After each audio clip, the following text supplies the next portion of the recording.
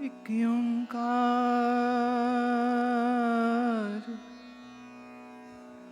सतगुरु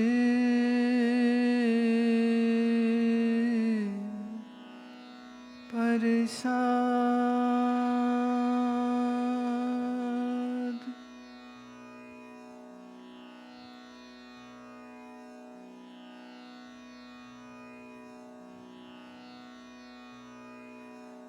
सावण सरसी कामनी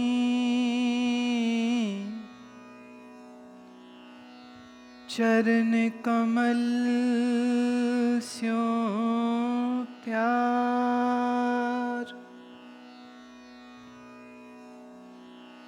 सावण सरसी कामनी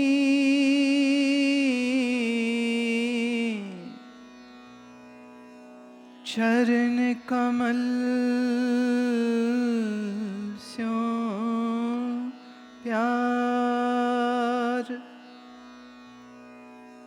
मन तन रता सच रंग इको नाम आधार। बिखया रंग कुड़ाव्या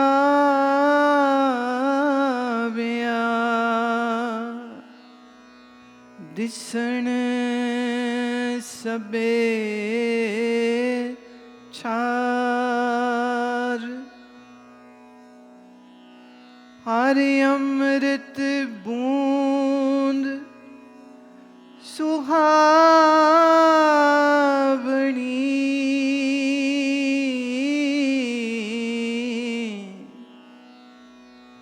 मिल साधु पीवण हार।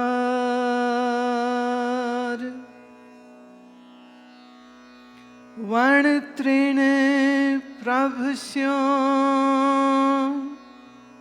मौलिया वण तृण प्रभ संग मौलिया।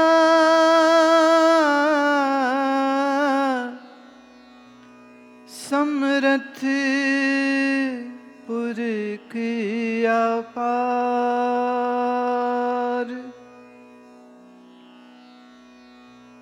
हर मिलने नो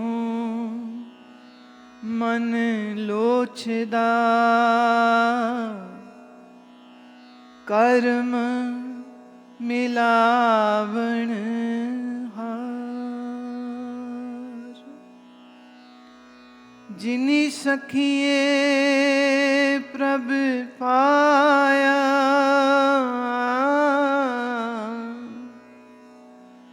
हाँ तिनकै सद बलिहार।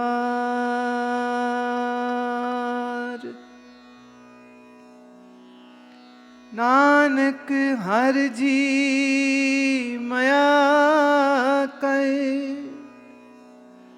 शब्द सवारण हार। सावण तिना सुहागणी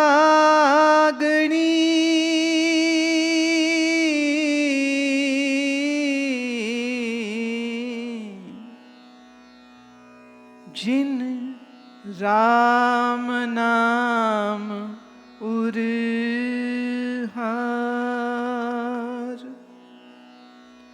सावण तिना सुहागणी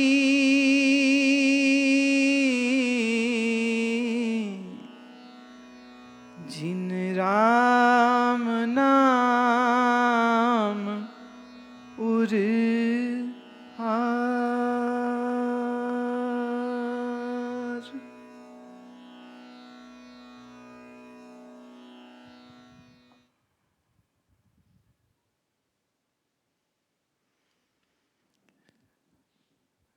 जेठ आषाढ़ की तपती हुई धूप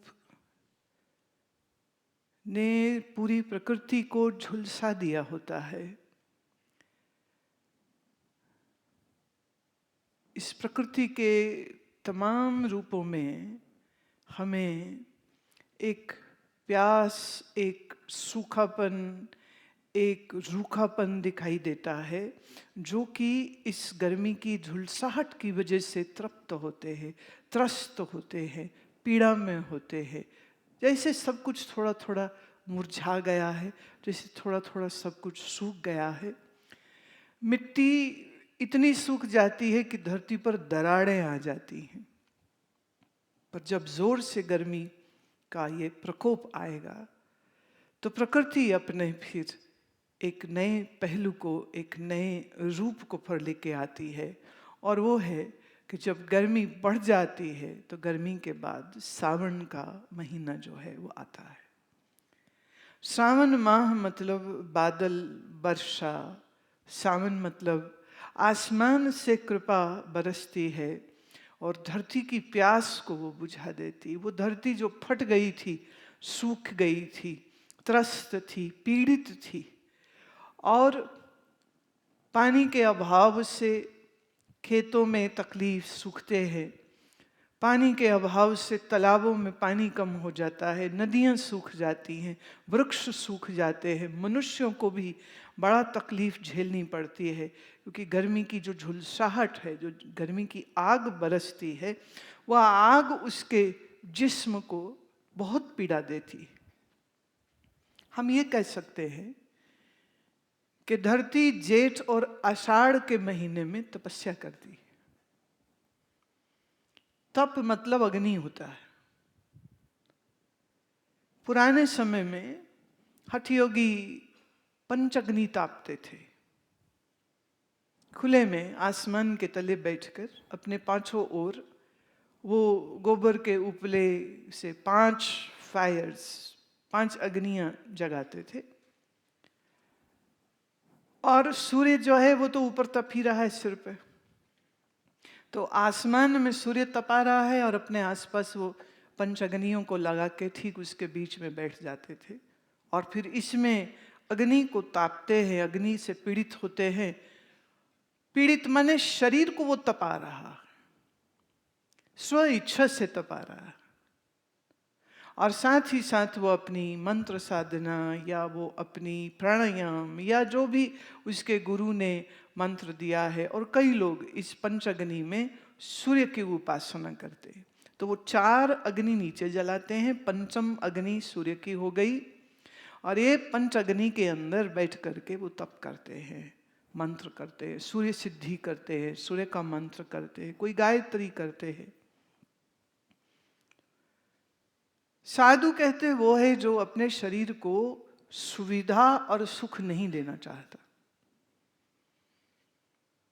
हम ये भी कह सकते साधु वो होता है जो शरीर पर कष्ट आए, अगर जिसे आम दुनिया कहेगी कष्ट आया है, साधु उसे कष्ट न देख करके प्रकृति का एक स्वरूप मानता है और बगैर किसी शिकवा शिकायत के, बगैर किसी तकलीफ के वो उसे स्वीकार कर लेता है।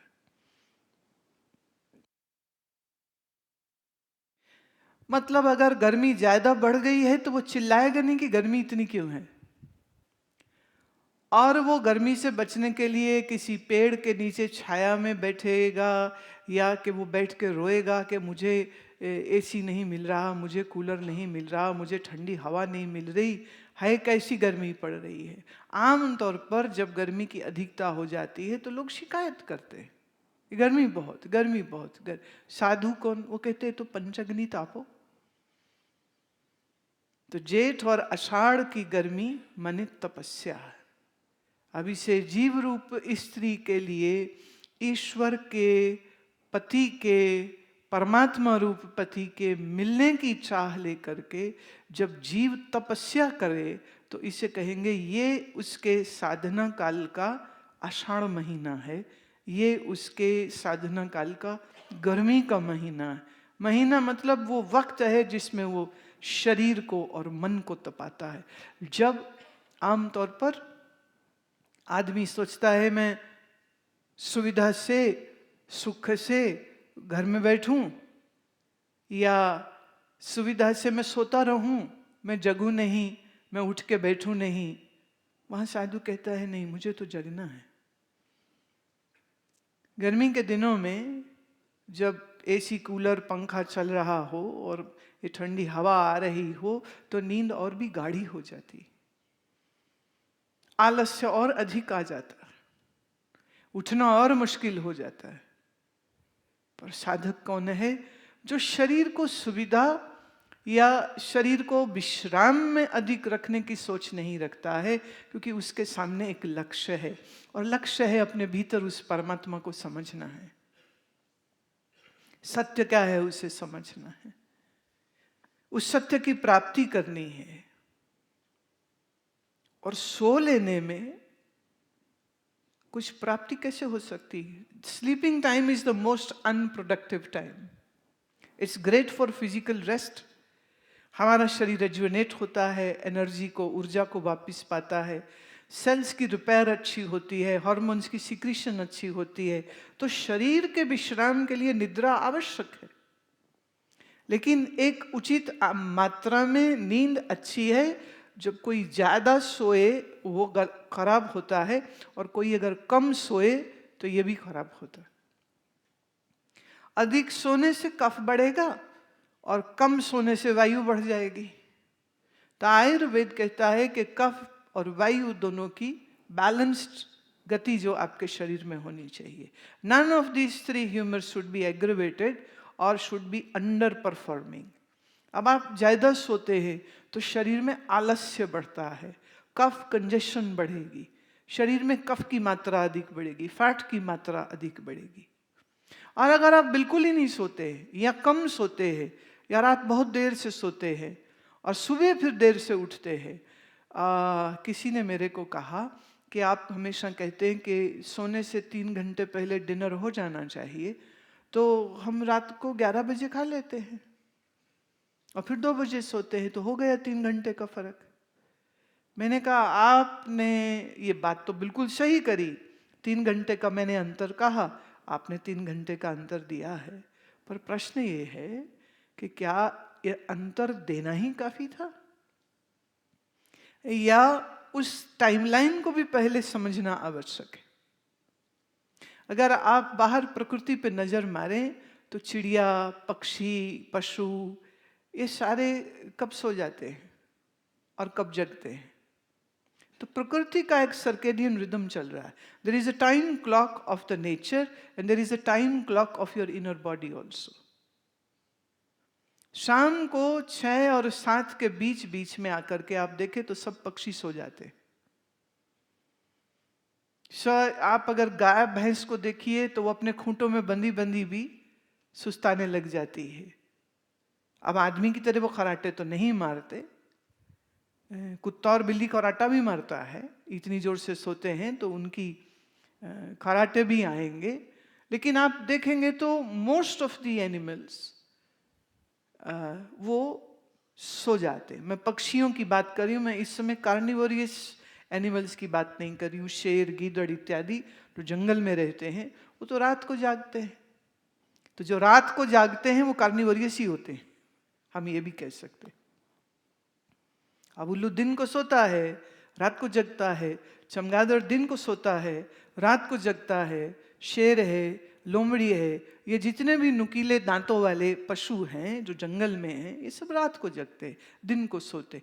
पर उनके भी सोने और जगने की एक टाइमिंग ऐसी है which is very close to the nature and they perform everything as per the nature's commands are coming from within their system. देर से सोना, देर से जगना, वायु विकृत होगी, और जब वायु विकृत हो जाती है तो शरीर में 80 प्रकार के रोग आ जाते हैं। Cardiovascular disease, blood circulatory disease, hormonal imbalances, ये सब वायु के बिगड़ने से आते हैं। और वायु बिगड़ने का एक सबसे बड़ा कारण ये होता है जब अगर आप देर रात तक जगते हैं और सुबह आप देर से अगर उठते हैं। तो साधक को जो सच की मार्ग पे, धर्म की मार्ग पे चलना चाहता है, उसे हर चीज पे एक बैलेंस को लाने की आवश्यकता होती। सो बैलेंस ये है कि वो समय पे सोता है ताकि समय पे जग सके।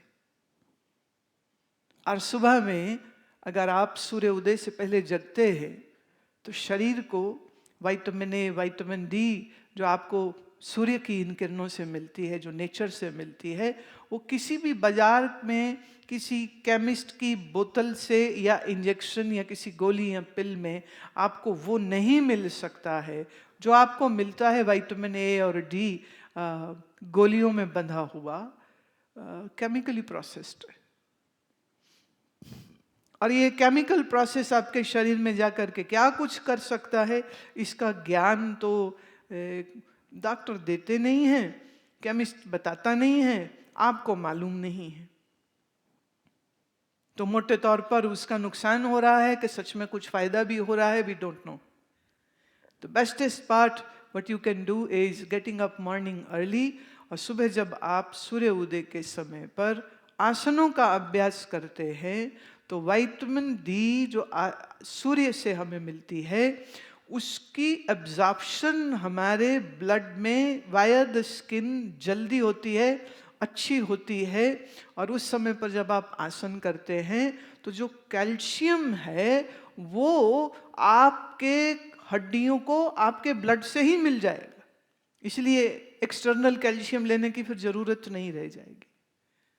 मैंने कई बार यह बात कही है, महान योगियों को जिन्हें मैं व्यक्तिगत रूप से मिली हूँ, जानती हूँ, उन्होंने कभी कोई कैल्शियम सप्लीमेंट नहीं लिया। 110 साल की उम्र में भी नहीं लिया, 120 साल की उम्र में भी नहीं लिया। और यहाँ कोई 40 का ही हो तो डॉक्टर कह रहा है सप्लीमेंट लो, कोई कह रहा है कैल्शियम लो, कोई कह रहा है विटामिन लो। तो इनको जरूरत क्यों नहीं पड़ी? उनका शरीर क्या अलग है? नहीं, अलग नहीं है, पर वो अपने शरीर का उपयोग सही तरीके से करते हैं। सूर्य उदय से पहले अगर उठ के आप स्नान करके नित्य कर्म से निवृत्त होके आसन अभ्यास करते हैं तो शरीर के जो आवश्यक जो विटामिन न्यूट्रिएंट्स हैं वह आपको नेचर से, हवा से, धूप से, सूर्य से और अपने रक्त के अंदर ही, हमारा शरीर तो अपने आप में केमिकल फैक्ट्री है, तो यहीं से उसकी पूर्ति हो जाती। पर सुबह उठना एक तपस्या है, देर तक सोना सुविधा है। तो लोगों को सुविधा अच्छी लगती है, लोगों को आराम अच्छा लगता है, सुबह उठना मुश्किल लगता है। पर सोच के देखें कि जिस व्यक्ति के चित्त में कुछ प्राप्ति की चाह है और वो साधना ठीक से कर रहा है तो वो सुबह ठीक से जगता है। आसपास शायद दूसरे लोग होंगे जो कहेंगे भाई सो लो, काहे उठ रहे हो? तो एवरीबडी सेइंग स्लीप स्लीप, और वो कहता नहीं मुझे तो जगना है। तो माने वो जो पीयर प्रेशर आ रहा है, फैमिली प्रेशर आ रहा है कभी कभी, वो सब प्रेशर्स के बावजूद, अपने मन के आलस्य के बावजूद सुबह जागता है, साधना करता है। साधना शरीर की, साधना श्वास की, साधना मन की। तो उसमें योग, आसन, प्राणायाम, मंत्र इत्यादि सब चीजें आ जाती, प्रार्थना, वो सब कुछ आ गया। अब साधना करते करते करते करते ऐसा नहीं कि कितने समय बाद जाके उसका फल मिलता है, नहीं। आप अभी पानी पीजिए, अभी प्यास बुझती है, ऐसे आप अभी बैठते हैं प्रभु प्रेम में, मंत्र करते हैं, आपका मन अभी पूर्त हो जाता है उस प्रेम के एहसास से, उस खुशी से, उस मन की एकाग्रता से, मन के टिकने से। That's the beauty of doing your Sadhana properly and in time. मन प्यार से भर जाता है। और मैं फिर कह दूं, प्यार के लिए कोई लंबी चौड़ी साधना की जरूरत नहीं है। प्यार वो चश्मा है जो तुम्हारे दिल में ही फूटता है। प्रभु प्रेम वो वाटरफॉल है जो आपके ही हृदय से उठती है और आपको ही तृप्त कर देती है। और उसको अपने अंदर महसूस जिसने किया है वो जानता है कि ये कितना एक ठहराव और इतना एक गहरा संतोष का एहसास लेकर के आता है। पहली अवस्था थी जहां साधक तड़पता है, तप करता है, पुकारता है, प्रार्थना करता है, रोता भी है, मेरे जीवन में ये जो अधूरापन है प्रभु ये कब पूरा होगा। और फिर हमारी उस प्रार्थना, हमारी उस पुकार की प्रति उत्तर आ गई। We got the reply, and reply is कि अब कहते सावन बरस गया। सावन बरस गया अर्थात पुकार सुनी गई है। अब मन के अंदर जो अनुभूति है, चरण कमल स्यों प्यार, प्रभु के चरणों से अब जो प्यार हृदय में उमड़ा है, इस प्यार से जो संतोष, जो खुशी, जो सुख, जो एहसास भीतर उठ रहे हैं, उन्हीं एहसासों का गुरुदेव वर्णन करते हैं। मन तन रता सच रंग, इको नाम आधार। अब मेरा मन और मेरा तन सब रंगे गए हैं, उसी प्यार में रंगे गए हैं। और ये रंग कौन सा है? ये झूठा रंग नहीं है, ये सच्चा रंग है। सच्चे और झूठे में हम क्या फर्क करें? जो आज चढ़े कल उतर जाए झूठा, जो आज चढ़े और फिर कभी न उतरे वही सच्चा है। प्रेम जो प्रभु का है बस वही सच्चा है। बाकी तो देखिए आनी जानी है सारी चीजें। जो रिश्ते बनते हैं उन रिश्तों में कुछ खटास है, कुछ मिठास है और कुछ कड़वाहट भी होती। Can you name any one relationship in which you never found any bitterness, और when your mind did not get offended? कोई रिश्ता ऐसा नहीं, चाहे पति पत्नी कितना प्यार हो, लेकिन फिर भी एक कुछ वक्त, कुछ पल ऐसे आते हैं, कड़वाहट आ जाती है, मन खट्टा हो जाता है, बुरा भी लगता है, क्रोध भी आता है, फिर लगता है चलो कोई नहीं। एक महिला कह रही थी कि जब मैं दूसरे पुरुषों को देखती हूं तो किसी पुरुष को देख के लगता है इससे शादी होनी चाहिए थी, किसी पुरुष को देखते हैं तो लगता है अरे इससे तो कभी नहीं होनी चाहिए थी। वो कह रही कई बार दो चार जब मन में एनालिसिस कर लेती हूँ और फिर अपना पति देखती हूँ तो लगता है कोई नहीं, ठीक ही है ये, कोई बात नहीं, चलो लंबा नहीं है, चलो सुंदर नहीं है, चलो उतना अक्लमंद नहीं है, पर चलो बेईमान तो नहीं है। तो क्या क्या है, फिर कहती वो सडनली मैं उसको अप्रिशिएट करने लग जाती हूँ कि ठीक है जो है कोई बात नहीं, थोड़ा बेवकूफ़ है कोई बात नहीं, थोड़ा सुनता नहीं कोई बात नहीं, थोड़ा इनसेंसिटिव है कोई बात नहीं, पर चलो ये ठीक करता है, ये ठीक करता है, ये ठीक करता है। बहन भाई का रिश्ता देखे बहुत अच्छा है, पर भाई बहन लड़ भी पड़ते, नाराज भी हो जाते, कभी पैसे के लिए, कभी खिलौनों के लिए, कभी चीज़ों के लिए। दोस्त है बहुत अच्छे हैं, पर फिर दोस्तों में भी मनमुटाव हो जाता है, कोई संशय, कोई डाउट आ जाता है। So there are various reasons in which the relations which we have in society have some sour moments. लेकिन जब परमात्मा से हमारा रिश्ता जुड़ता है, there is no chance of any sour moment. वहाँ कोई चांस ही नहीं है कि मन किसी बात से भी दुखी हो जाए या किसी बात से भी कहे अरे ये नहीं होना चाहिए था। प्रभु इतने प्यारे हैं और हमारे प्यारे प्रभु जो भी करते हैं, जो भी होता है सुंदर होता है और अच्छा ही होता है। बिख्या रंग कुड़ावया दिसन सबे छार। बिख्या कहते हैं मल, the waste of the human body, pieces। बोले संसार को जब मैं देखता हूं तो संसार के रंग मुझे बिष्टा के रंग दिखते। कूड़ाव्या, कूड़ माने झूठ, झूठे रंग का ये बिख्या संसार को जब देखता हूं, सबे छार, छार माने असार है, ये ऑफ नो यूज, ये बिख्या है और ये छार है और ये कुड़ाव्या मने झूठ का संसार है। हर अमृत बूंद सुहावनी, मिल साधु पीवन हार।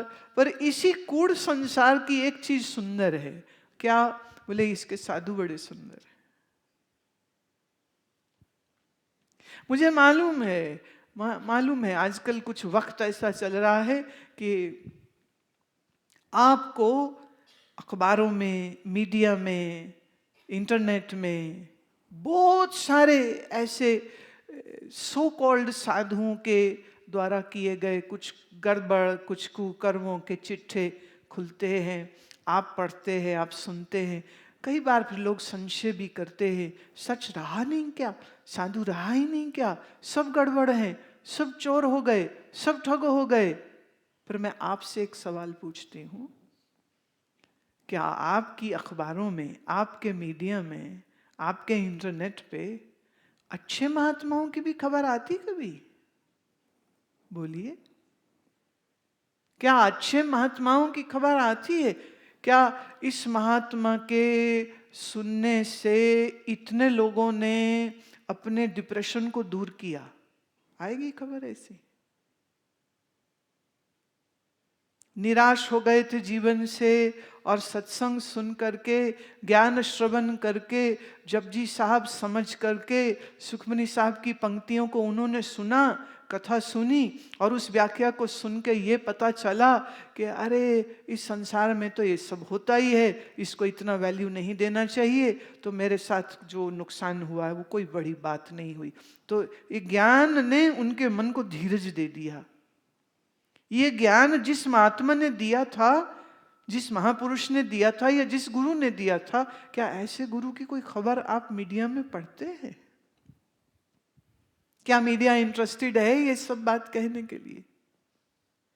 क्या मैं आपसे ही कहती हूं, आप जिस गुरु से भी जुड़े हैं, क्योंकि इस समय फेसबुक लाइव हो रहा है, तो मालूम नहीं कौन कौन कहाँ कहाँ अपने फोन में या घर में सुन रहे हैं इसको, तो मैं सवाल आप सबसे करती हूँ, आप जिस गुरु से जुड़े हैं, जिस भी गुरु से जुड़े हैं, आपने जो अपने गुरु से ज्ञान का लाभ लिया है, क्या उस लाभ की चर्चा के किस्से, कहानियां, क्या तुम चाय कॉफी पर अपने दोस्तों को बताते हो? सच ये है, if you are young and goes to college or university, nobody wants to even name it that I go to listen to a Swami or go to a Guru. Why? Because the whole bunch of people will make fun of you. और उन लोगों की बातें सुनाएंगे जिन जिन लोगों के किस्से सुनने को आपको मीडिया में, अखबारों में आपको मिल गए। मेरा प्रश्न है ये, इस 1.25 अरब देश की जनसंख्या है, कितने महात्मा होंगे, कितने साधु होंगे? क्या आपको जीवन में कोई अच्छा साधु दिखा ही नहीं? कभी कोई मिला ही नहीं? इस देश में कोई अच्छा है ही नहीं, कोई अच्छा काम कर ही नहीं रहा? क्या बात कर रहे हो? पर जैसे आदमी की स्वाभाविक इच्छा दूसरे की बुराइयां सुनने की होती है, ऐसे स्वाभाविक इच्छा मीडिया की भी बुराइयां दिखाने की होती। तो वो बुराई दिखाते रहते, बुराई सुनाते रहते हैं, और बुराई सुनने वाले सुन के कहते रहेंगे, देखा सब ऐसे हैं, देखा सब ऐसे हैं, देखा सब ऐसे हैं। पर इस पंक्ति को ध्यान से सुनो, गुरुदेव क्या कह रहे हैं। गुरुदेव कह रहे हैं, सारा संसार कूड़ है, झूठ है, भिख्या बिष्टा के समान है, लेकिन इसी संसार में क्या है? हर अमृत बूंद सुहावनी। हरि के नाम का ये जो अमृत की बूंद है, ये सबसे सुहावनी है। और मिल साधु पीवनहार, और इस अमृत बूंद को पीना है तो मिल किसी साधु को। अगर कोई साधु नहीं होते अच्छे, तो ये पंक्ति क्या लिखी जाती? अच्छा, वो ये भी कह सकते थे कि मुझे आके मिल लो। ये गुरु अर्जन देव जी की पंक्ति है। वो क्या लिख सकते थे कि मुझे आके मिल लो, मैं पिला देता हूं। या वो कह सकते थे कि आप सिर्फ जहां गुरु नानक के नाम से जो जुड़े हों वही साधु होते हैं, उनको मिल लो, वो आपको अमृत बूंद पिला देंगे। नहीं, उन्होंने कहा है मिल साधु।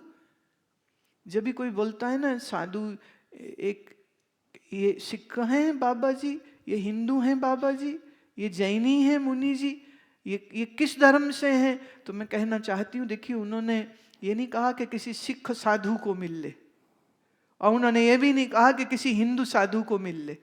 उन्होंने सिर्फ साधु शब्द का उपयोग किया।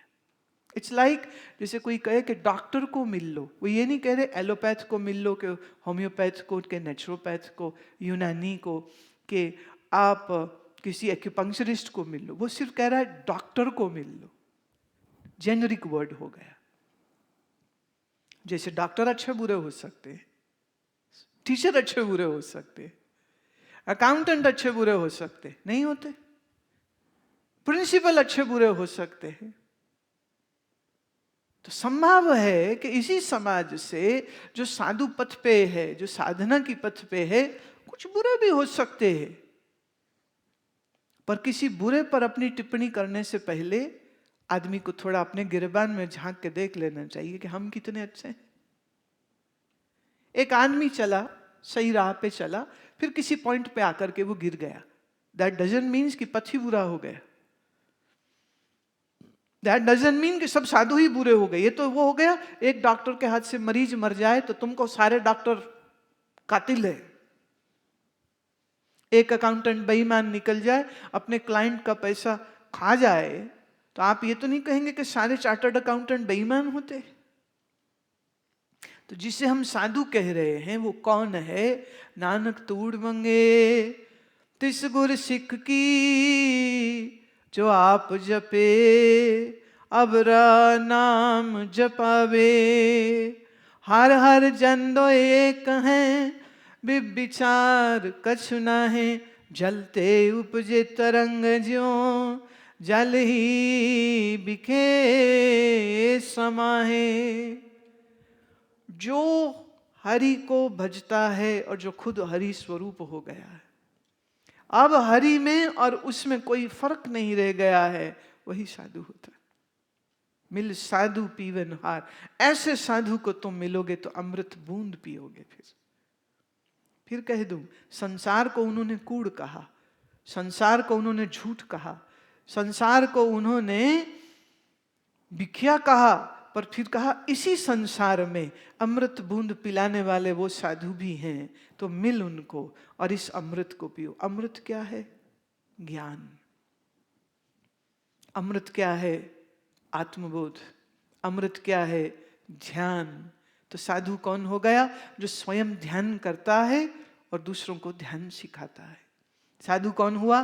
जो स्वयं ज्ञान में है और दूसरों को ज्ञान की रोशनी देता है। साधु कौन हुआ? जो स्वयं सतपथ पे चलता है और दूसरों को सतपथ पे चलाने की प्रेरणा देता है, अपने जीवन से, अपने उपदेश से। तो ऐसे साधु को मिल।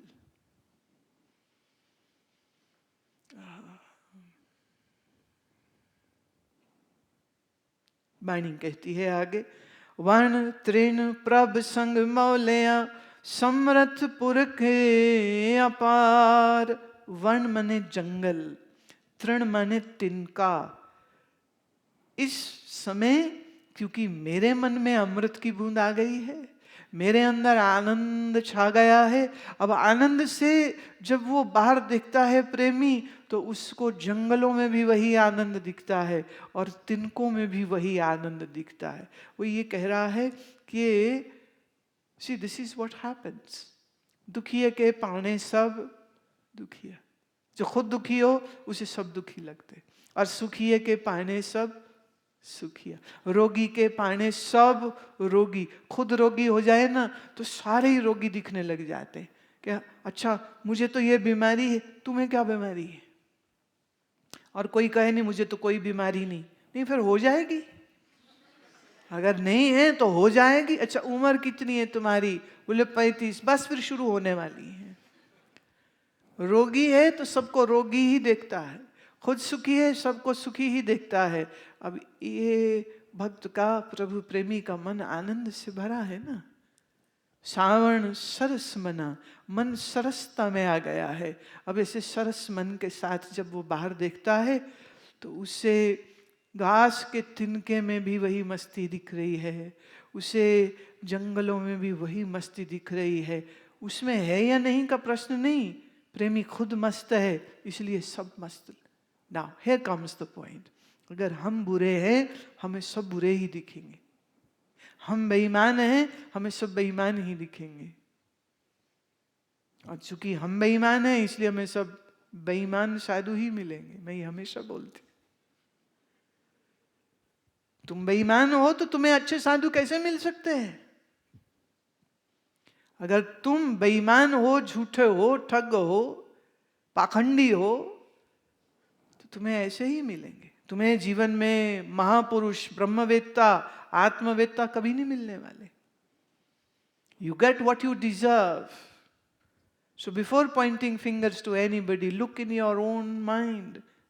मैं कहाँ खड़ा हूं, मैं कैसा हूं, मैं जैसा होऊंगा मुझे वैसा जीवन में मिलेगा। ये ईश्वर का विधान है, ये ईश्वर का विधान है। अब प्रेमी का मन प्यार से भर गया है, अमृत से भरा है। मुझे एक पंक्ति याद आ रही है। हम लोग बचपन में जब सत्संग में ये सुनते थे, तो जैसी हम सुनते थे आज वैसी आपको कहती हूं मैं। एक बार मैं बोलती हूं, एक बार आप कहिएगा।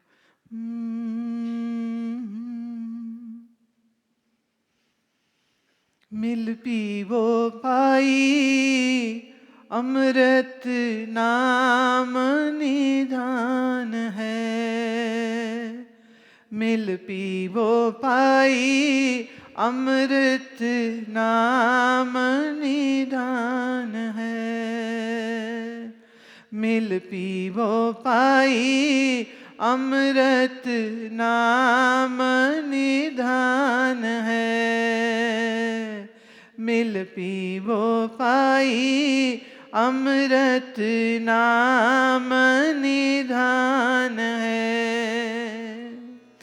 अमृत नाम निधान है, अमृत नाम निधान है।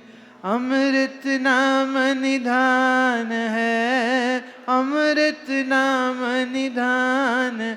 मिल पीवो पाई अमृत नाम निधान है। मिल पीवो पाई अमृत नाम निधान है। अमृत नाम निधान है, अमृत नाम निधान है। अमृत नाम निधान है। मिल पीवो पाई अमृत नाम निधान है। मिल पीवो पाई अमृत नाम निधान है। मिल पीवो पाई अमृत नाम निधान है। मिल पीवो पाई अमृत नाम निधान है। निधान शब्द का अर्थ होता है खजाना, treasure. Lord's name is like the treasure. Let's loot this treasure. Let's get this treasure. प्रभु के इस अमृत नाम के खजाने को हम ले ले। और ये फिर दूसरा शब्द दिया, अमृत है। तो चलो मिल के पीते हैं, इस नाम के अमृत को पीते हैं। चलो मिल के पीते हैं, मिल के पीते हैं, मिल के पीते हैं, खूब पीते हैं। अमृत नाम निधान हर मिलने नू मन लोचदा, करम मिलावन हार। ए अमृत प्यारे प्रभु, तेरे नाम से इतना रस मिल रहा है, अब तो चाह ये उठती है कि तू भी मिल जाए। सिर्फ तेरे नाम से अब गुजारा कैसे करे। तेरा नाम इतना मीठा है, माना। तेरे नाम से इतना आनंद है, माना। तेरे नाम में इतनी सरसता है, हमने ये भी मान लिया। पर तू मिल जाए तो जन्मों की मेरी प्यास बुझ जाए। ये थोड़े थोड़े नाम से, ये जरा जरा सी बूंद से अब मन नहीं भरना चाहते हम। मन लोचदा, लोचदा माने खोजता। मेरा मन खोज रहा है, मेरा मन तुम्हें मांग रहा है, मेरा मन तुम्हें चाह रहा है। लोचदा करम मिलावन हार। हाँ, अब यहाँ आ गई बात। हमने साधना की होगी, हमने शुभ कर्म किए होंगे, हमने अपने चित्त को निर्मल बनाया होगा, तभी तो कुछ मिलने की संभावना होगी। अगर ये शुभ कर्म किया नहीं तो अपने अंदर कैसे मिलोगे उस आनंद स्वरूप को। मैं कह रही थी कुछ दिन पहले कि संत सुंदरता का प्रेमी होता है, और भारत के ऋषि ने तो परमात्मा को सत्यम शिवम सुंदरम, सुंदरता की उपमा दी है कि प्रभु तुमसे अधिक सुंदर कोई नहीं हो सकता। तो ऋषि सुंदरता का उपासक है। परमात्मा चूंकि सर्व सुंदर है, सर्वोत्तम सुंदर है, इसीलिए ऋषि का मन परमात्मा को चाहता है, क्योंकि परमात्मा सुंदर है। अब जो सुंदर है उसे असुंदर पसंद कैसे आ सकता है? जो सुंदरता का पुजारी है वो गंदगी को कैसे पसंद कर सकेगा? वो बुराई को कैसे पसंद कर सकेगा? तो ऋषि, गुरु, महात्मा, योगी जो सौंदर्य के पुजारी हैं, अगर हम उनके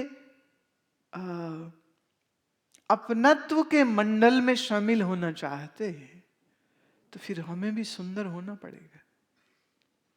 अगर हमारा मन सुंदर नहीं है तो हम ऋषि के मन को भा नहीं सकते, क्योंकि उसे तो सुंदरता प्रिय है। क्रोध कुरूपता है, अगलीनेस। अभिमान, it's an ugliness, it's not beautiful at all. द्वेष असुंदर है, क्रोध असुंदर है, आलस्य असुंदर है, झूठ असुंदर है। तो अगर मेरे मन में असुंदरता भरी है तो मैं किसी ऋषि के मन को प्रिय कभी नहीं हो सकता। To be in good books of a master, you have to make your mind beautiful.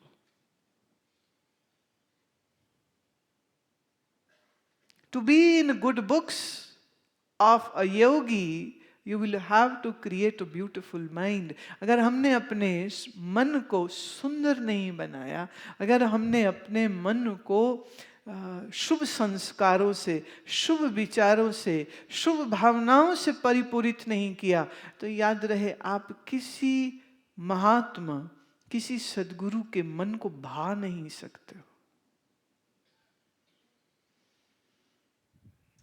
बहुत सुंदर एक पंक्ति का मुझे ध्यान आ रहा है, वाणी में आती है, बहुत सुंदर शब्द है ये। ए मन सुंदर आपना, हर नाम मजीठे रंग री। ए मन सुंदर आपना, हर नाम मजीठे रंग री। ए मन सुंदर आपना, हर नाम मजीठे रंग री। नाम मजीठे रंग री, नाम मजीठे रंग री। ए मन सुंदर आपना, हर नाम मजीठे रंग री। इस मन को सुंदर बनाओ। कैसे? हरि नाम के इस मजीठ रंग, मजीठ मतलब जिस रंग को आप चढ़ाओ और फिर उतारो नहीं, बड़ा पक्का रंग मजीठ का होता है, बोले वही वाला रंग चढ़ाओ इस मन को। और ये नाम के रंग से जब मन रंगा जाएगा तो ही ये मन सुंदर होगा। ए मन सुंदर आपना, अपने मन को सुंदर बनाओ। पर कैसे? हर नाम मजीठे रंग री, नाम के इस गाढ़े रंग से अपने आप को रंग लीजिए। तो फिर कह रहे हैं गुरुदेव, मिलेगा तो वो कर्म से ही। अब दो अर्थ होते हैं कर्म शब्द के, एक कर्म एक्शन, एक कर्म शब्द का अर्थ होता है ग्रेस। उर्दू भाषा में कर्म इज ग्रेस। कर्म करे खुदा, कर्म करे खुदा तो कहते बंदा खुदा को मिले। कर्म यहां हो गया ग्रेस, ब्लेसिंग्स। और हिंदी में जो कर्म शब्द है वो है action, when you do something. अब यहां एक शब्द आया है कर्म मिलावन हार। अब इस कर्म में दोनों भाषाओं के दोनों शब्द के अर्थ को ला रही हूं। जब जीव कर्म करेगा माने एक्शन करेगा तो ईश्वर का कर्म माने उसकी ग्रेस, उसका आशीष, उसका आशीर्वाद फिर हमको मिल जाएगा। तो कर्म मिलाएगा। सिर्फ मैं ही कर्म करता रहूं पर उसका ग्रेस ना हो तो। किसी ने कहा भगवान अपनी कृपा कर दो, भगवान अपनी तुम कृपा कर दो, तुम कृपा करके खुद ही हमें मिल लो। सवाल यह है वो कृपा तो कर दे पर तुम्हारा कर्म कहाँ है? See, for a magnet to work, there is a negative and there is a positive. If there is a positive end to the magnet, there has to be a negative, and then they will get attracted to one another. So for a minus, a plus has to be there. तो मैं कर्म करूं तो ईश्वर का कर्म होगा, मैं ही कर्म नहीं करूं तो ईश्वर का कर्म कैसे होगा? इसमें दो बातें और आती हैं। कईयों ने कहा क्या पहले हम कर्म करें फिर ईश्वर कर्म करेगा, या कि ईश्वर कर्म करेगा तो हम कर्म करेंगे?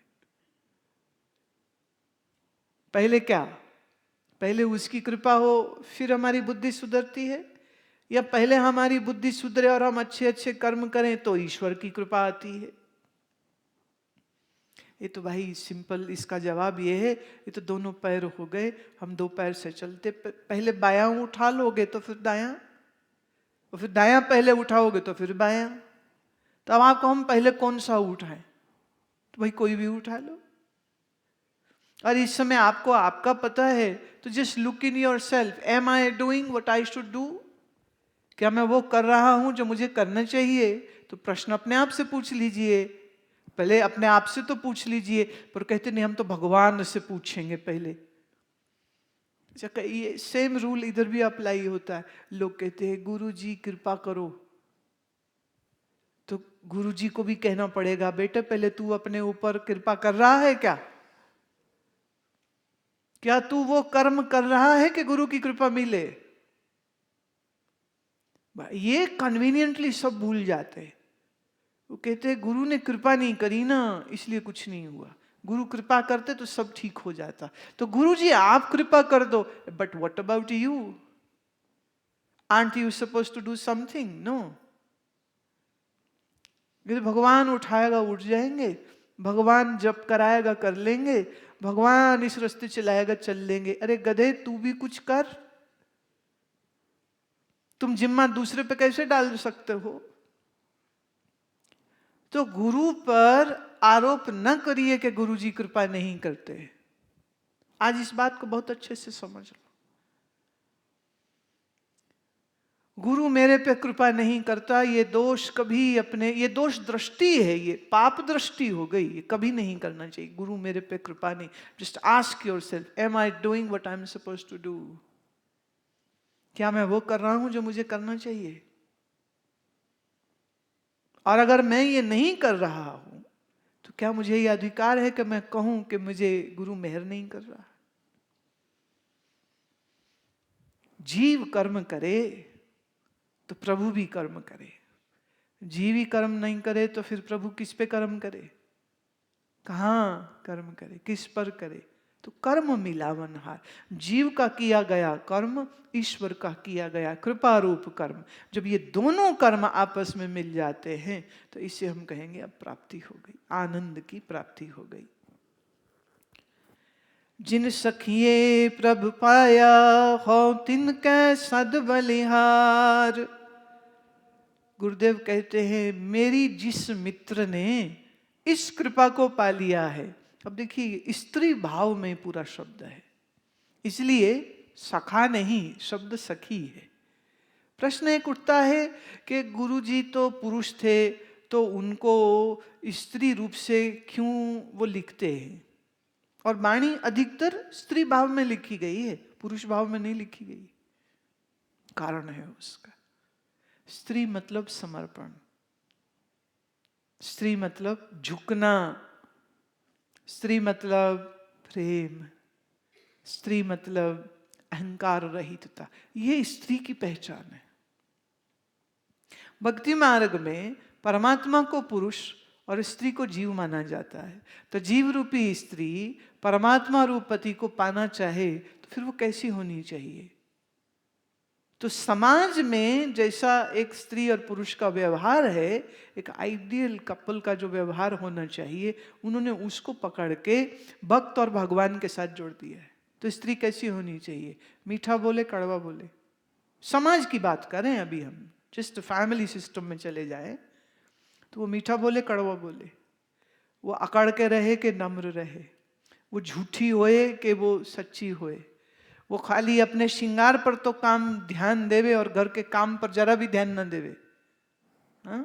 वो चुगली निंदा करे, लड़ाइयां करे, या वो चुप रहे और कम बोले और मीठा बोले। अब इन चीजों को उठा लीजिए एक साधक की दृष्टि से, तो साधक कैसा होना चाहिए? जो कड़वा बोले या मीठा बोले? जिसकी जुबान से कड़वाहट निकलती है वो एक साधक, एक शिष्य नहीं हो सकता। लोग क्या है, कई बार सोचते हैं जी हम क्या बोले, ये मेरा बुरा बोला ना, किसी को दिखाई नहीं देना चाहिए। वो बात अलग है कि हम जब गुस्से में आएंगे तब हम बुरा कुछ भी बोल जाएंगे, पर मेरे बुरे की खबर दूर तक नहीं जानी चाहिए। मतलब हम बुरा कर्म तो करेंगे पर थोड़ा छुपा के करना चाहेंगे, या हमसे बुरा कर्म हो जाए तो हम चाहेंगे कि इसका पता किसी को चले नहीं। किसको धोखा दे रहे हो? खुद को, गुरु को, के ईश्वर को? किसको धोखा दे रहे हो? तो महात्मा सामने है तो मीठा, और महात्मा नहीं है सामने तो कड़वा बोले, ये तो बेईमानी है। अच्छा, दूसरी बात एक और कहती हूं, महात्मा का ही सामने झूठ बोले तो और खराब बात हो गई। तो जो झूठा है, जो बेईमान है, जो क्रोधी है, गुरु को प्यारा नहीं हो सकेगा। तो जीव रूपी स्त्री जो परमात्मा को प्राप्त करना चाह रही है, उस जीव रूपी स्त्री की तड़प है, पुकार है, वो अपने आप को सुधारती है, अपनी कमियों को दूर करती है, पर फिर वो देखती है मेरी वो सखी जो प्रभु को पा गई है, तो मैं थोड़े उसके भी गुण गा लूं। अरे वाह री सखी, तुझे तो प्राप्ति हो गई, हमें हो जाएगी जब होगी, पर हमारे दिल को हौसला है कि तुझे हो गई तो हमें भी हो ही जाएगी। नॉर्मली क्या होता है, जो चीज मेरे पास नहीं है और दूसरे के पास है, हमें उस पर गुस्सा आता है। पर यहां वो देखिए कितनी प्यारी बात कह रहे हैं, जिन सखिए प्रभु पाया, मेरी जिन सखियों ने प्रभु को पा लिया है, हम तिनके सद बलिहार, मैं उन पर कुर्बान जाती हूं, मैं उन पर कुर्बान जाती हूं। I praise them, I love them, I wish to commemorate their achievement, I wish to give them my love, I wish to honor them, I wish to appreciate them, I wish to give them my heartfelt congratulations. अरे वाह, तेरे प्राप्ति हो गई, कितनी बढ़िया, कितनी बढ़िया, कितनी बढ़िया, कितनी बढ़िया।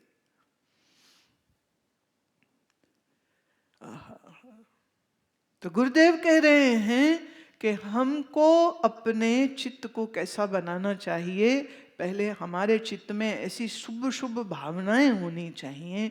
कैसी शुभ भावनाएं होनी चाहिए? जिन भावनाओं के साथ हम सुंदर बन जाएं, हम सुंदर बने। कई बार ये होता है हम तो सुंदर है नहीं, पर हम दूसरों की बुराइयां बड़ी जल्दी ढूंढना चाह रहे होते। और कोई कहे कि अमुक व्यक्ति तो बहुत अच्छा है, तो आपका फर्स्ट रिस्पॉन्स होता है क्या पता, क्या पता वो अच्छा है भी या नहीं है। पर सोचने की बात है, किसी की अच्छाई सुनते हैं जब हम, तो क्या हमारे चित्त में एक इंस्पिरेशन आती है, मोटिवेशन आती है, या हम उसमें भी प्रश्न चिन्ह लगा दे, अरे ऐसा थोड़ी होता है, सब लोग ऐसे नहीं होते, ऐसा थोड़ी होता है। हाँ? ऐसा नहीं होता। ये कहने से पहले हमें ये कहना चाहिए, आहा कि ऐसा संभव है। कोई कहे वो बहुत अच्छे हैं, तुमको हाँ हाँ सच में जरूर होंगे। कोई कहे नहीं वो तो सुबह भी उठते, अरे जरूर उठते होंगे, हमें भी उठना चाहिए, भावना ये आनी चाहिए। पर अगर आपके भावना ये आ जाए जी वो तो दिखावा करते हैं इसलिए सुबह उठते हैं, वो माला इसलिए करते हैं क्योंकि वो दिखावा करते हैं, अगर ऐसी भावना किसी के अंदर आने लग जाए तो ये द्वेष बोल रहा है, द्वेष। और जिसके चित्त में द्वेष है, द्वेष क्या है? असुंदरता। तो जिसके अंदर द्वेष है, क्या वो गुरु को प्यारा हो सकता? Please think on these lines what I am saying today. ये बड़ी गहरी बात है जो आज निकल के आ रही है। हम हमेशा शिकायत करते रहते हैं, प्रभु हम पे कृपा नहीं कर रहे, गुरु हम पे कृपा नहीं कर रहे, नहीं कर रहे। अरे भाई क्यों नहीं कर रहे? थोड़ा ये भी विचार करो। देखिए छोटा एक उदाहरण देती हूँ। छोटा बच्चा हो, सुंदर बच्चा हो, बच्चे सारे ही सुंदर होते हैं, और वो खिलखिला के हंस रहा हो और हम उसे देखें तो उसकी हंसी को देख के क्या आपकी हंसी नहीं निकलेगी साथ? ऐसा हो ही नहीं सकता है कि एक सुंदर बच्चे को देख के, एक प्यारे बच्चे को देख करके आपके मन में उसके लिए प्यार ना आए। तो एक खोजी को, एक प्रेमी को, एक जिज्ञासु को कैसा होना चाहिए? उस हंसते मुस्कुराते बालक जैसा। जैसे हंसते मुस्कुराते बालक को देख के हम रह नहीं सकते, और हम मुस्कुराते हैं और हम हंसते हैं और हम खुश होते हैं उसको देख के, ऐसे ही एक जिज्ञासु को, एक खोजी को, एक साधक को अपने अंदर इतने सुंदर सुंदर गुणों को लाना चाहिए कि जिन गुणों को देख करके आपके जीवन में जो भी संत हैं या साधु हैं या महात्मा हैं वो खुश हों। A laughter begets laughters,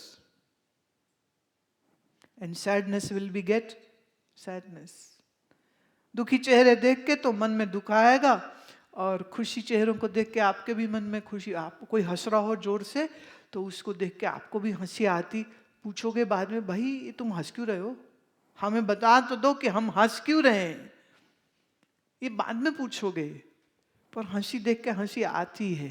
रोना, कोई देखे किसी का बहुत रो रहा हो जार जार, तो उसको देख के ना एक अंदर कुछ होने लग जाता है, और थोड़ी देर देखते रहोगे तो तुम्हारे भी आंख में आंसू आ जाए। भाई इसको क्या हो गया, ये क्यों रो रहा है, भाई पानी पिलाओ इसको, अरे चुप कराओ इसको, ये क्यों रो रहा है, इसका रोना बंद कराओ, क्या हो रहा है। इमोशंस का एक असर है। हम मनुष्य हैं, मन वाले हैं, और मन भावनाओं से चलता है, भावनाओं से चलता है मन। तो आपकी भावनाएं हैं तो सच जानिए, गुरु पीर संत महात्मा के भी अंदर तो भावनाओं की क्या कमी होती है, उनके अंदर भी बड़ी भावना है। तो आप अपने अंदर अच्छी अच्छी भावनाओं को जन्म दीजिए, सौंदर्य को जन्म दीजिए, कि तुम्हारे सौंदर्य को देख करके महात्मा खुद तुम्हें आशीष देने को उतारू हो जाए।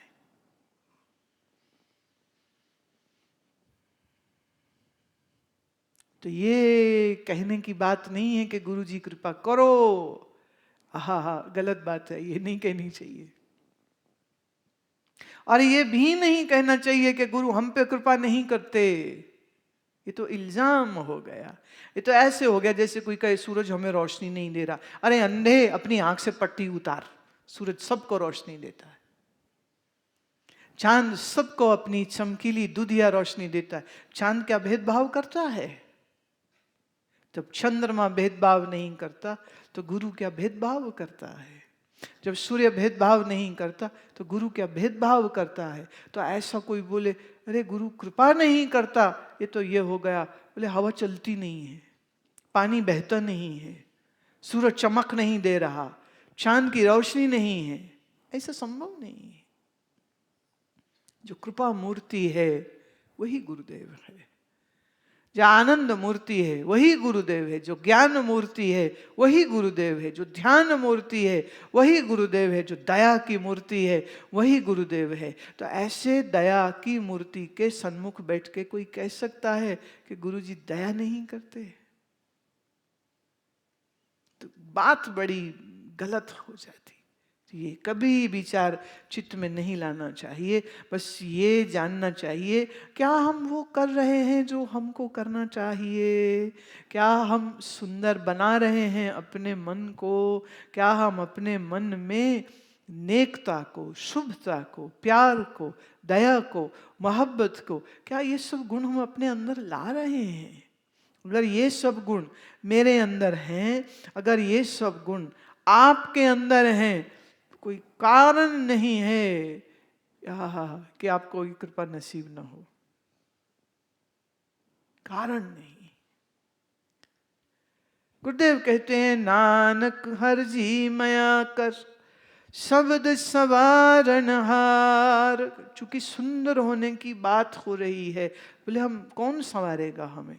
कहते चिंता मत करो, शब्द सवारनहार, गुरु का शब्द तुम्हें सुंदर बनाएगा। मतलब सिंपल, मन में सुमिरन चलता रहे, मन में नाम चलता रहे, नाम की धुन लगी रहे, नाम की धुन चलती रहे, नाम की सूरत बनी रहे, नाम की वृत्ति बनी रहे। ये जो नाम की रोशनी है, ये तेरे सब कूड़े कबाड़े को बाहर करके इस मन को सुंदर बना देगी। नाम संवारेगा तुम्हें। गुरुदेव कह रहे शब्द सवारनहार, ये शब्द तुमको सवारेगा। आपके मन में क्रोध की बातें आती रहे, इसने मेरे साथ ये किया ना, मैं इसको ऐसे बताऊंगा, मैं इसको ऐसे कर दूंगा, मैं इसको ऐसे कर दूंगा। दिल्ली में उस दिन ट्रैफिक पर 2 कार वाले आपस में भिड़े पड़े थे, लड़ रहे हैं। हुआ क्या? हुआ कुछ नहीं, रेड लाइट से ग्रीन हो गई, अगली गाड़ी थोड़ा देर से चली, पिछले ने हॉर्न जोर से मार दिया, उसने मुंह बाहर निकाल करके गाली दे दी। वो गाली सुनी तो टपक के बाहर आ गया। वो कहा तो गाड़ी हटा नहीं सकता है समय पर, ते आंखें तेरी बटन, तेरी मैं आंखें फोड़ दूंगा। बोले आंखें फोड़ दूंगा? अरे भाई तुम्हें जल्दी है, मेरी गाड़ी स्टार्ट नहीं हो रही थी तो तुम साइड से निकाल लो, थोड़ी सी पीछे करो, थोड़ी सी टेढ़ी करो, साइड से निकाल लो। और तुम्हारी गाड़ी भी छोटी थी, मेरी गाड़ी बड़ी है, चल नहीं रही है, तुम्हें जल्दी है तो साइड से निकाल लेते, क्या दिक्कत हो गई? इतना गुस्सा क्यों खा रहे हो? कह रहे आंखें फोड़ दूंगा। बोले बताओ भी, तुम साइड से गाड़ी नहीं निकाल सकते हो, आंखें फोड़ सकते हो? What is this? What is this? तो जब लोग वो इस्तेमाल करते हैं ना नेविगेशन, तो उसमें डालते हैं भी इस पॉइंट से इस पॉइंट में हम कितनी देर में पहुंचेंगे। तो जवाब आया गूगल का कि इसमें आप 40 मिनट में पहुंचेंगे। तो बंदा कहता नहीं 40 मिनट 10 मिनट और जोड़ लो, क्योंकि रास्ते में किसी की आंखें भी तो फोड़नी होंगी ना, क्योंकि कोई तो मिल जाएगा ना जो गाड़ी नहीं चला रहा, जो सही नहीं चला रहा, जो पास नहीं दे रहा, जो निकलने नहीं दे रहा, या जो बहुत ही धीरे चल रहा है, या तो बहुत ही तेज चल रहा है। कुछ तो होगा, किसी से तो लड़ेंगे ना हम रास्ते में। तो 40 मिनट गूगल ने बताए, 10 मिनट अपने जोड़ लो। हाँ, पुलिस आ गई बीच में, बात ज्यादा बढ़ गई, तो फिर वो 4 दिन भी लग सकते हैं। 40 मिनट के 4 दिन कैसे भाई? 3 दिन तो फिर हवालात में रहोगे ना, क्योंकि तुम उसके दांत तोड़ोगे, आंखें फोड़ोगे, वो तुम्हारे कुछ फोड़ेगा, और इस फोड़ा फोड़ाई में क्या होगा, थाना कचहरी हो जाएगा। तो गूगल ने तो बोला 40 मिनट में पहुंचेंगे, पर आप हो सकता है फिर 4 दिन में भी ना पहुंचे, क्योंकि हो सकता फिर अस्पताल पहुंचे हो। What will you do? We are so ready to get angry. We are so ready to fight. We are so ready to cringe. We are so ready to get upset. But we are not ready to be calm. No? We are not ready to be calm. एक सज्जन कह रहे थे, Japan में गए वो, वहाँ अधिकतर लोग वहाँ मेट्रो यूज करते हैं, अपनी कार कम इस्तेमाल करते हैं। वहाँ का विधान ऐसा है, वेरी रिस्पॉन्सिबल कंट्री। तो बोले वो गाड़ी लेके गया और वो बाहर निकल रहा था, इधर से दूसरी गाड़ी आ गई, बहुत सब तरीके से चल रहे थे, but any how with just few seconds miss हुए तो एक गाड़ी दूसरी गाड़ी से लग गई। अब दोनों कार वाले बाहर आए। ये दिल्ली होता तो घूसे चल रहे होते, नहीं, पर ये दिल्ली नहीं है, ये टोक्यो का एक बाईलेन है जहां ये घटना घटी। तो वो दोनों बाहर आ गए, दोनों एक दूसरे को बाव करते, दोनों ने अपना अपना कार्ड निकाला कि ये मेरा कार्ड प्लीज रख लीजिए, I am so sorry, I am so sorry. और ये मतलब इंश्योरेंस कवर हो जाएगा, सबकी गाड़ी इंश्योर्ड है, तो इंश्योरेंस, तो ये मेरा कार्ड है, यू कैन क्लेम इट, और ये गैराज है, यहाँ रिपेयर हो जाएगी। कंपनीज के सिस्टम होते हैं, so car gets repaired, insurance company pays, why should you be angry on one another? They very politely give card, bow and goodbye, go your ways.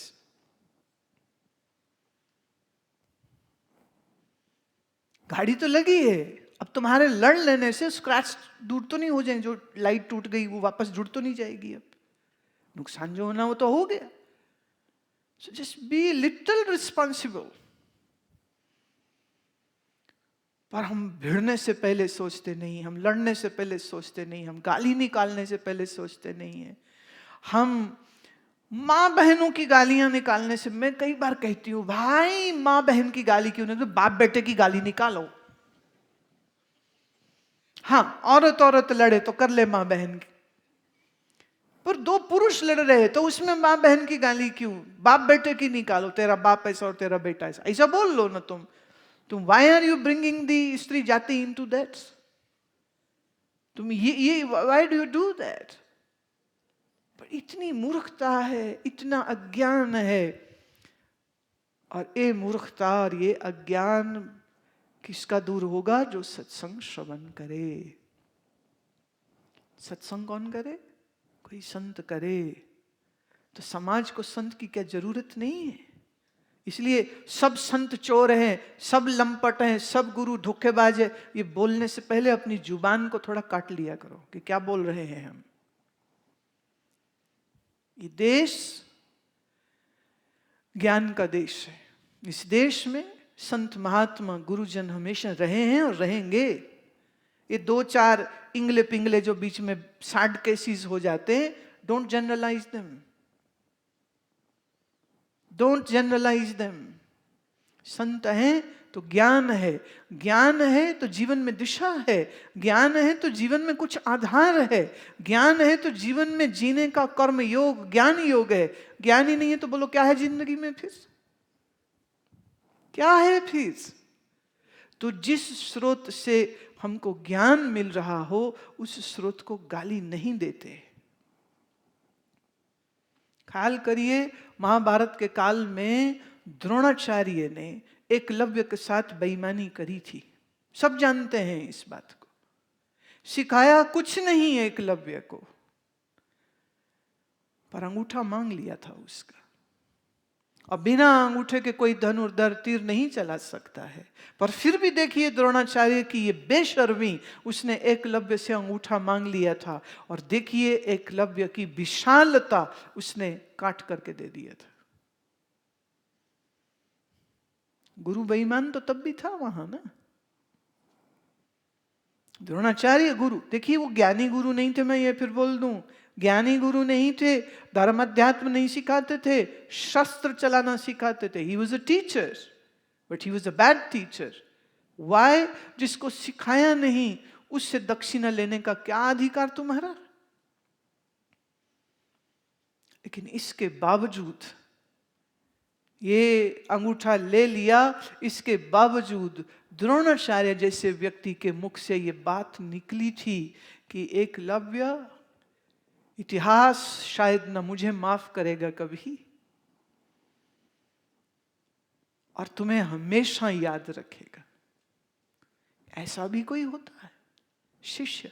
ऐसा भी कोई शिष्य होता है कि गुरु की मूर्ति बना के मिट्टी की उसी से सीख गया, और वो सीख गया है जो मैं भी नहीं जानता हूं, क्योंकि ये विद्या मैं नहीं जानता जो तेरे पास है आज।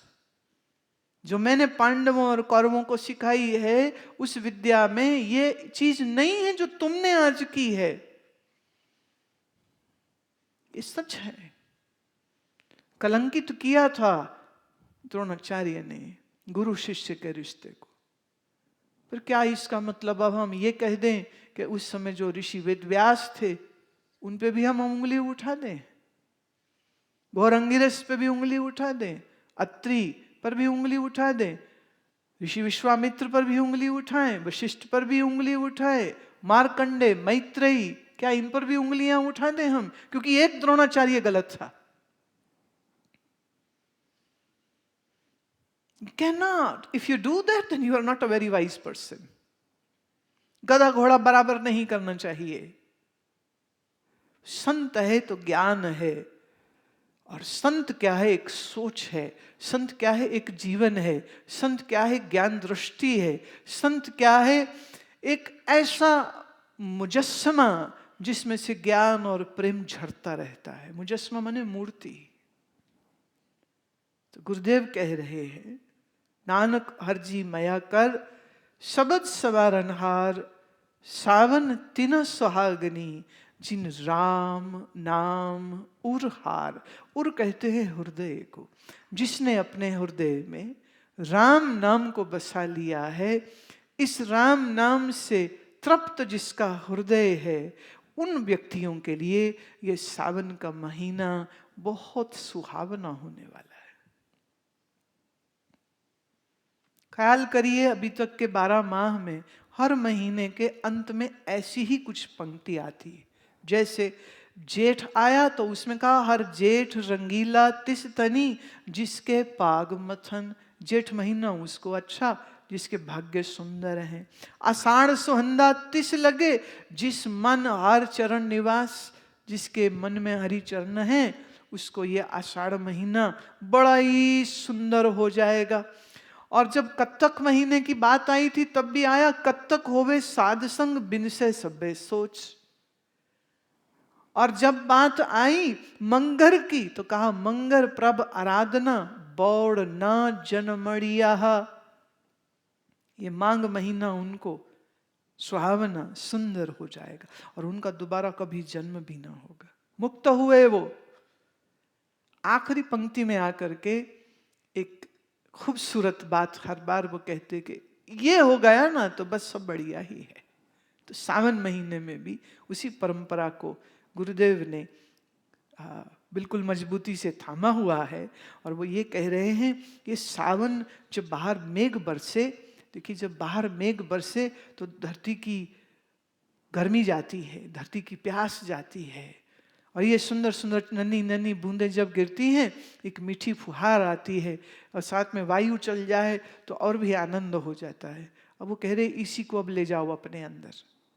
जब आप साधना से अपने अंदर आनंद रूपी बादल बरसते हुए देखोगे तो वो जो अमृत की बूंदें तुम्हारे मन में बरसेंगी, वो नन्ही नन्ही आनंद की आहा बूंदें जो हैं, उनको पी करके तुम्हारा मन कितना मतवाला हो जाएगा, कितना आनंद होगा।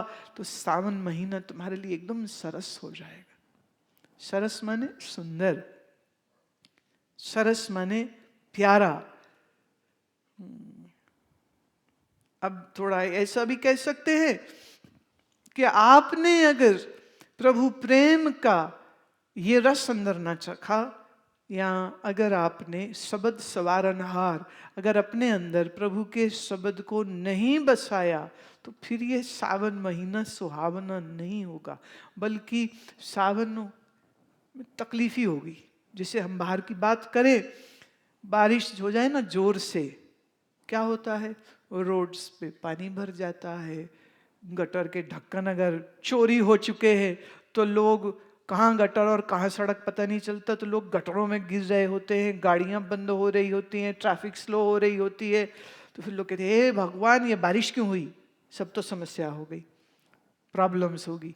नीचे तलों में जिनके घर हैं उनके घरों में पानी भर जाता है और तकलीफ होती है, और पानी की बीमारियां बड़ी फैल जाती हैं। और फर्मेंटेड फूड कुछ बाजार का खा लिया तो बीमार लोग जल्दी होते हैं। वाटरबोर्न डिजीजेस बहुत सारी, गैस्ट्रोएंटेराइटिस, सब इसी महीने होता है। तो देखिए सावन बुरा भी हो सकता है, सावन अच्छा भी हो सकता है। एक ने कहा सावन अच्छा है, बारिश हो रही है, क्या करे, बोले चाय बनाओ और पकौड़े खाओ। That is what Sawan is. और तुम्हें मालूम, अब ये एक बात बड़ी अद्भुत निकलेगी, हम हमेशा बोलते हैं ना तला मत खाओ, तला मत खाओ, तला मत, पर सावन का महीना ही एक ऐसा महीना है जिसमें आयुर्वेद भी आपको परमिशन देता है तला खा सकते हैं, क्योंकि ये जो तेल जाएगा अंदर ये वायु को शांत करता है। और यही वो महीना है जब थोड़ा सा खट्टा भी खाया जा सकता है, खराब नहीं करेगा, उडीमा नहीं करेगा। अब बड़े लोग खुश हो रहे हैं सुन के ये बात। अब हम सीधे चाट पकौड़ी की रेडियों पे पाए जाएंगे, है ना, क्योंकि आज तो गुरु माँ ने बोल दिया है। पर अभी हमारा सावन अभी शुरू नहीं हुआ है। ये सावन महीना टेक्निकली अभी तो शुरू नहीं हुआ है, अभी तो सिर्फ आषाढ़ मानसून की 2-4 ही बारिशें हुई हैं, पूरी नहीं। पर जब ये मानसून की बारिश जब जोर से झमाझम बरसने लग जाए तो समझ लेना पकौड़े भी खा सकते हैं, चाय भी पी सकते हैं, खट्टी चटनी भी ले सकते हैं, और शरीर रोगी भी नहीं होगा। एक्चुअली नमक डाउनवर्ड मूवमेंट करता है, डाउनवर्ड।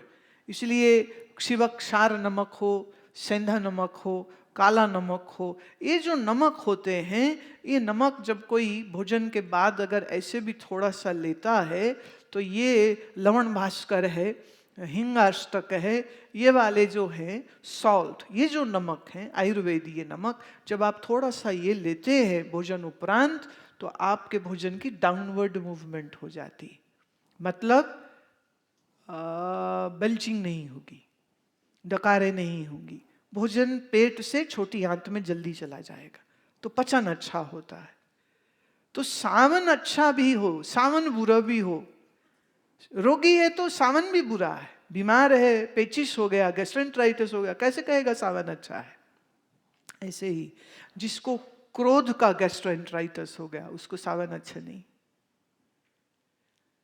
जिसे क्रोध का वमन हो रहा हो, समझे, if somebody is vomiting, have you ever seen somebody vomiting?